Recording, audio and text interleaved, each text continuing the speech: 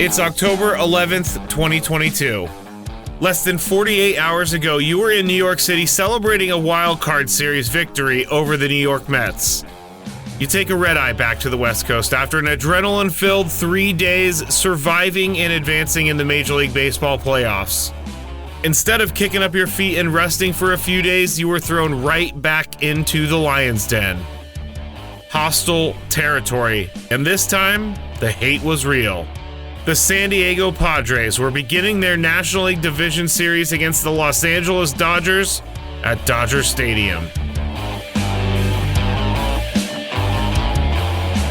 I'm Matt Skraby, and this is 12 Games in October.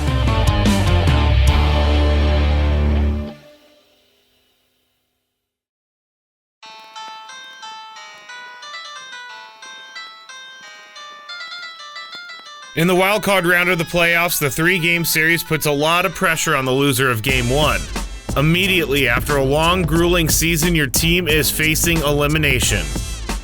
The National League Division Series makes things a little more difficult for the lower-seeded team. Instead of winning just 2 games, you now have to win 3. One more win may not sound like a lot, but as the underdog like the Padres were in this series, winning 3 games can seem insurmountable. In sports, players don't like to admit some of the factors that may make things more difficult. Whether it's a West Coast team playing early games on the East Coast, or a team that has to take a red-eye and play the next day after getting to their hotel at 6 a.m. In the playoffs, these factors are just a little different. The Padres were facing a few unique circumstances themselves. First, even though you can't measure the effect it has on a team, the Padres had to travel a lot to even get to Dodger Stadium.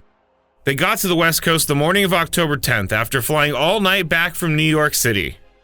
Anyone who has ever taken a red-eye and flown from the East Coast to the West Coast can tell you this is not the easiest thing on the body and mind. Second, the fact was the Dodgers received one of the first-round byes in the history of the game and had not played in 5 days. Dodgers manager Dave Roberts was all set up and he was going to call on his number 1 pitcher Julio Urias, while Padres manager Bob Melvin was going to call on the team's number 4 pitcher, Mike Clevinger. You know, he's been better. There have been games, I think he had at home, pitch 5, I believe, and had a low pitch count. You know, we kind of look at a certain pitch count for him to where maybe the effectiveness tails off a little bit. But he's pitched some really good games for us. He's done it recently as well, and we always have confidence when he pitches. There was discussion among fans and shows on 97.3 The Fan whether or not Yu Darvish should go on 4 days rest, but in the end, the decision was to turn to Mike Clevinger and see if he could give them a good start and keep them in the game without taxing the bullpen too much. Third, and I left this last for a reason because it has the most direct correlation to what happens on the field. The Dodgers absolutely owned the Padres anytime they went head-to-head. In the 2022 regular season, the Padres went 5-14 against the Dodgers. They were outscored by 62 runs. The national media was once again going to give the Padres no shot to move on in this series. But this time, the evidence wasn't circumstantial. The evidence against the Padres was overwhelming. Now they, handed it to us pretty good this year, so we realize what we're up against, but I think it feels a little bit better now that we're not looking at the standings and 18 games behind or 20 games behind, whatever it was. But after the way the wild card series went for the Padres, some thought this may just be all part of the eventual 2022 World Series champion story. In a strange turn of events, this would be the second time Mike Clevinger started Game 1 of the NLDS against the Dodgers in the last 3 seasons. And if the first start was an omen to what was to come in the 2022 NLDS, things did not look good for Clevinger and the Padres. In 2020, Clevinger would pitch 1 inning for the Padres and would exit after injuring his elbow, which eventually led to Clev having Tommy John surgery after the season. In 2022, Clevinger started 22 games for the Padres and went 7-7 with a 4.33 ERA. Julio Urias entered the game with the lowest ERA in the National League at 2.16. He made 31 starts, won 17 games, and 3 of those wins were against the Padres. In the top of the first, he sat down Profar, Soto, and Machado in order. An ominous start for what was a quote-unquote impossible series win for the Padres. The bottom of the first started with Mookie Betts grounding to Manny Machado. And the 1-1 hard hit, but to Manny. Down to one knee near the line. He's got it. Long throw is in time. Out number one, and Mookie Betts hit it to the wrong guy. Not today.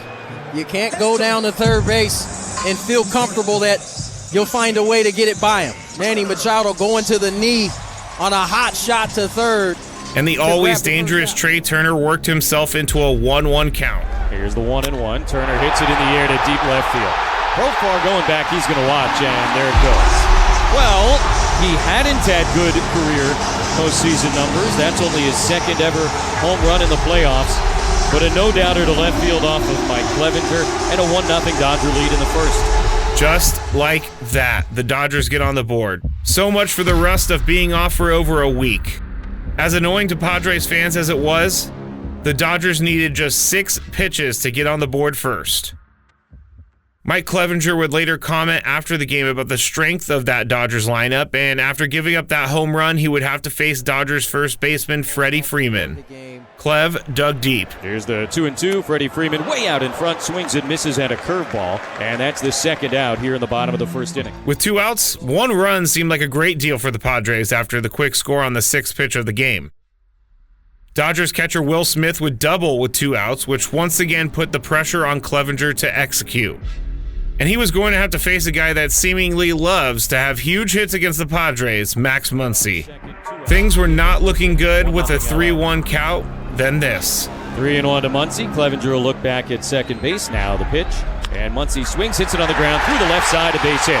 Smith rounding third on his way. Profar's not going to have a play. RBI single, Max Muncy. 2-0 Dodgers in the first. 3 infielders on the right side and just Manny Machado on the left side. It was a huge hole where their shortstop usually is. And that's exactly where Max Muncy hits this fastball, inside outs it in the left field, and the Dodgers pick up another run. 2-0 felt like 5-0, and the inning wasn't even over yet. Things went from bad to worse when Justin Turner walked on 4 straight pitches to put the Dodgers on first and second, with the number 7 hitter Gavin Lux trying to keep things moving. Here's the 1-2. That's whipped into center field. Grisham charging straight in. He'll get there to make the running catch and retire the side. This wasn't ideal by any means, but a 2-0 score after seeing all those runners on base was a best-case scenario. The Padres offense delivered in the wildcard series, and the Padres offense was going to have to deliver again, and they would need to deliver quick. Julio Urias would retire Brandon Drury, Will Myers, and Jake Cronenworth in order without much drama. After some possible first-inning nerves, Mike Clevinger steadied himself and retired the side in order in the bottom of the second and got his pitch count back on track by needing only 9 pitches to get through. Padres bats were held pretty quiet by Urias through 3 innings.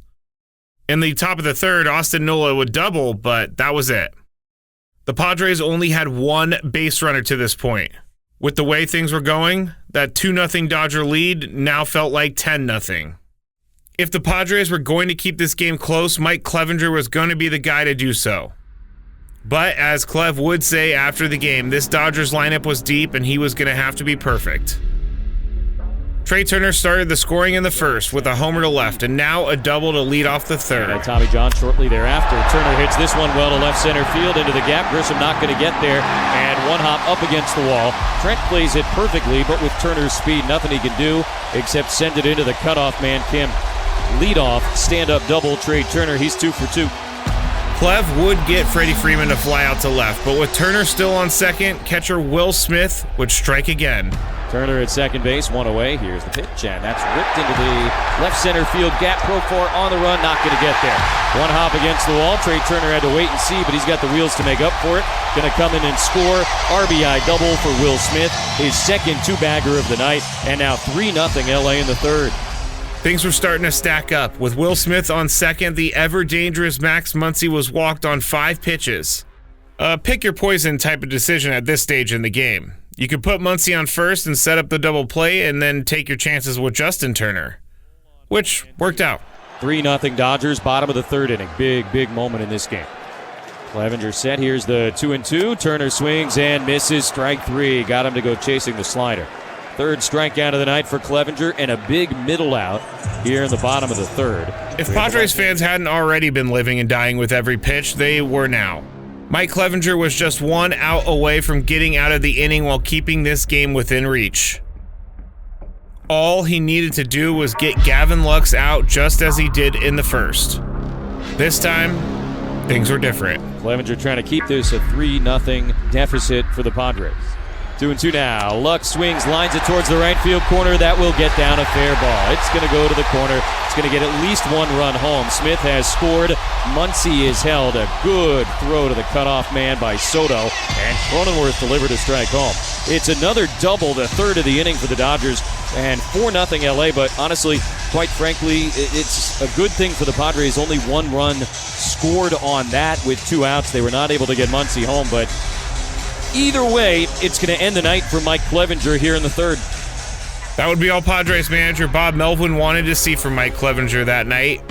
He would go 2 2/3, striking out 3, walking 2, and giving up 4 earned runs. Game 1 had officially turned from an uphill battle to a Mount Everest climb. After the game, Bob Melvin was asked to give his assessment of Mike Clevinger in Game 1. You know, look, it's a team that makes you work, and they make you throw a lot of pitches. And when you throw pitches in the middle of the plate, they take advantage of it. That's kind of what I saw early on with him. He had at times had a good breaking ball, had times he had a good fastball, but they hit his mistakes. Padres reliever Steven Wilson had worked his way into a lot of high leverage situations for Bob Melvin throughout the year. And even though the Padres were down 4-0 with runners on second and third with 2 outs, this was a game-saving situation for Steven Wilson. Wilson would walk Trace Thompson, which loaded the bases for the Dodgers, and at this point, things were dire for the Padres. If the game had any chance of staying within slam range, Steven Wilson would have to shut down the Dodgers right there and right then. 0-2 again to Betts with the bases loaded, 2 down. Pitch from Wilson is lined deep down the left field line. If it's fair, it's big trouble. It is a foul ball. On that slider there, and Padres fortunate that Mookie Betts was out in front. 0-2 again to Betts after that nearly moment. Now Wilson delivers, and the pitch is skied into shallow right center field. Cronenworth back. Grisham and Soto coming in. Grisham on the run will make the catch and end the inning. If you were a Padres fan, there wasn't much to cheer for up to this point, but there was a small cheer that did go up when the Dodgers only scored 1 in the inning after Mookie Betts flew out to center to end the third. If there were to be a comeback, the Padres would need to score at least 5 runs. Julio Urias and Steven Wilson would have a drama-free 4th inning. Urias was pitching like a Game 1 playoff starter, and the Padres had few chances to hit a good pitch, let alone get on base.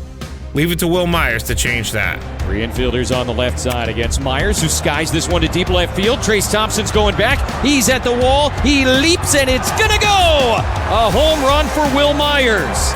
Only the second hit of the night for the Padres. Will's first hit of the postseason, and the Padres are on the board here in the 5th. Looked to be a hanging breaking ball, and I don't even know if you can qualify it as hanging. Will went down and got that bad boy, put the Padres on the board with a solo shot to left. Then as quick as Will Myers got the Padres on board, the Padres had runners on base. Here's the 2-0. Cronenworth rips one into right field. That's a base hit. Here's the 2-2. And that's hit hard in the air to left center field. Thompson over into the gap. Long run. Still going. Dives. And he can't make the catch. It gets past him. Cronenworth's on his horse into third base. They'll hold him there. But it's a double for Kim. And 3 straight hits for the Padres to open up the 5th inning. Some life in that dugout. The Padres were now threatening to cut into the deficit, and the hero of the wild card series, Trent Grisham, was at the plate. Here comes on 0-2. And it's the breaking ball, grounded slowly to first base. That'll get a run home. Freeman going to bring it himself. He touches the bag before Grisham arrives, but Cronenworth scores. And now 5-2 Dodgers in the 5th. Believe it or not, that is a good at-bat for Trent Grisham. Fell behind 0-2, avoided the punch-out. A ball to the right side. It brings the Padres within 3, and because a run comes in, he moves the runner up another 90 feet. The 7, 8, 9 hitters for the Padres lineup were continuing to shoulder the load of the offense. The second run of the inning cost an out, but you take what you can get in the playoffs. Then, the number 9 hitter Austin Nola helped continue a comeback. 5-2 LA here in the 5th.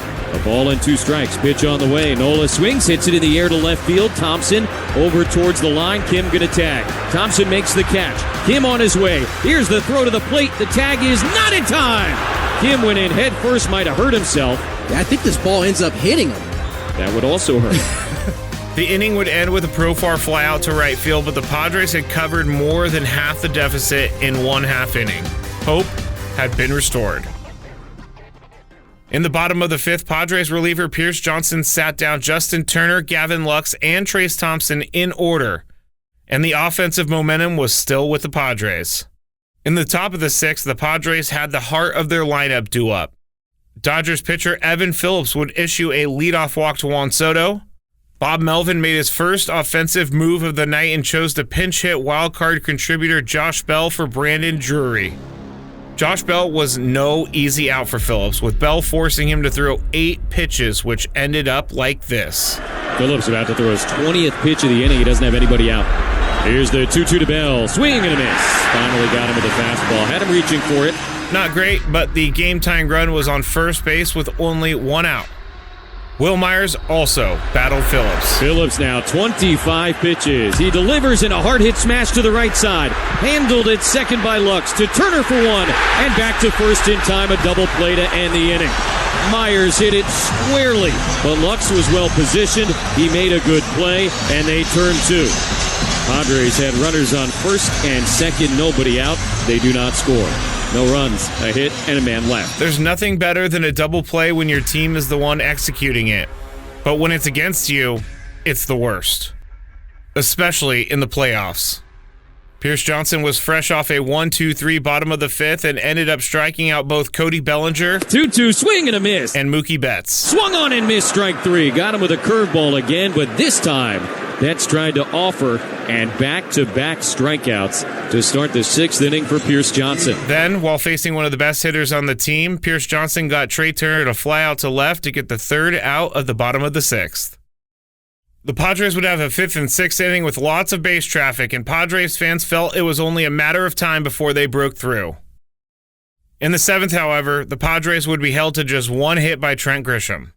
The Padres bullpen was asked to do a lot with Mike Clevinger only going 2 2/3 in the game, but so far they were passing every test they faced.